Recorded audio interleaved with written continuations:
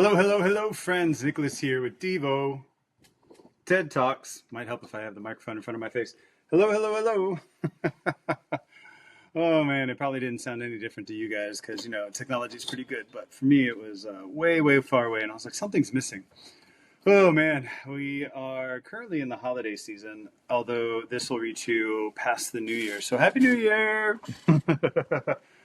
And man, I've been on quite the roller coaster. Just lots of things getting out of hand. Like I've had a lot of Mercury retrograde like things, but we're not currently in Mercury retrograde. And dag nabbit if I haven't knocked over water, knocked water down to spill down something, water all over the floor. Things came loose. Last night I had the little pet rats, and they're little tiny guys, and they're so cute, and now they're skittish because I accidentally knocked their cage without thinking about it, where it was sitting, and where I had set it. And poor things are probably traumatized. And I'm just like, what is going on? Like, I'm just having this repetitive nature of challenges. And I'm often left thinking, what is the purpose of this? Why do I keep going back to that? And I've been trying to think about it. And, what I have come up with is at the very least, I am focusing on these things and I'm having an emotional response to them. And then I'm getting more of them. I'm like sending out these, radio wave energetic lures like fishing, and I'm reeling in more experiences that are just like the frustrating ones that I'm experiencing. And I'm about tired of calling them in, but I haven't found for me the appropriate cessation of that, breaking the chain, or changing the script or flipping the script or changing the story. I'm mixing metaphors and phrases here, but anyway, I I know in the manifesting world, the universe doesn't differentiate between want and don't want, right? It's about the fact that you're imagining the thing and then you're having a physiological response to it. And it's not your physiological response that brings it to you. It's the fact that you are a magnetic resonance to it because you couldn't even think about it or have a feeling or emotion about it without being able to match up with it. And so you're calling it to you in that moment. So wanting it and not wanting it, there is not a differentiation. And so always working towards being in the frequency of that which you want to see manifest. And, I'm pretty guilty of this. I've been head down working on this business, really striving and driving forward. And sometimes I'm left going, man, what is the point of the grind? And somebody this morning said something to me that reminded me, the point. Keep showing up. Just keep showing up. Success, even if it's not breaking the barrier right now, will over time just by the virtue of persistence, right? Water doesn't wear down a rock in a day. Water wears down a rock or the Grand Canyon over time and repetition. And so bearing that in mind, I'm like, I'm putting stuff on this time scale that is very human, but it's also based in a very instant gratification type frame. And if it's anything but instant, then I'm dissatisfied, which then just draws more dissatisfaction this way. And that's just not what I want anymore.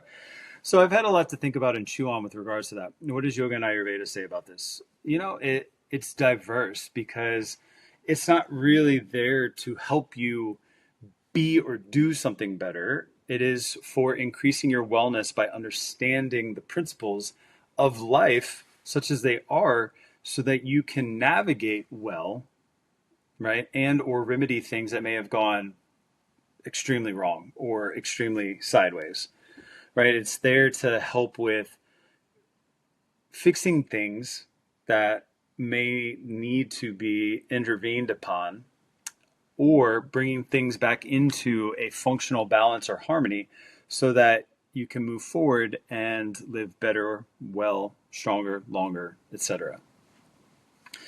It's not really concerned about manifesting your wildest dreams. Now, Tantra and different offshoots of that and some of the different Indian philosophies are, right? There are different rituals to achieve different goals and things. And so that is focused and, skewed that way. Whereas yoga and Ayurveda is really based upon, these are the principles of wellness. if you get out of balance, you can use these things to come back to balance or harmony. And you're working with the qualities rather than actual physical representations of the things that are happening. It's the qualities of those things, right? Heavy, cold, hot, light, smooth, rough, etc. And so what does that mean for me with these consistent, frustrating situations? One, I'm not being mindful. I have set those bottles of water that I'm looking at right now on top of that cabinet without caps for 2 months. And it's never been a problem until it was. And all I could think today was like, why didn't I have the daggone caps on there? Well, I hadn't had them on there in, 48 to 60 days. So why would I have done it differently today? Now, going forward, I always will, because I had something show me what could go wrong. Now, I've just been, in general, spilling water for like the past 3 weeks, and it's been frustrating me. And it's always these things that cause me to slow down. If I had to put my thumb on it, if I had to pinpoint what I think is happening, is I've been living very unconsciously and distracted, moving really fast, trying to get all the things done, trying to maintain what I can so that I can deliver what I have to for the studio and to show up at least as well as to service the sessions, passively, right? Because if I push myself too hard, I get sick, and I have gotten sick. And so I have to be very mindful. And so sometimes these things that are frustrating situations, they actually slow me down.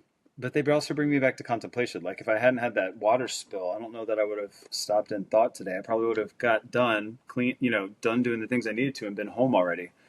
But I also felt inspired to do my podcast episode. So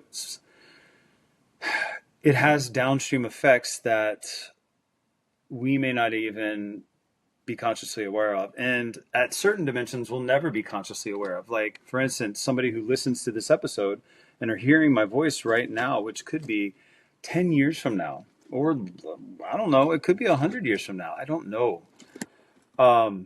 It may have an impact then, but I couldn't have predicted that spilling of water today would have led to that 100 years from now. I mean, we just don't know. And I don't know, the Earth might not even be here in 100 years, right? Like our technology may have failed by that point. Who knows? I mean, there's so many things. And then we're trying to worry about things that still are unpredictable, that are mostly predictable, but still can throw curveballs, right? Like the weather.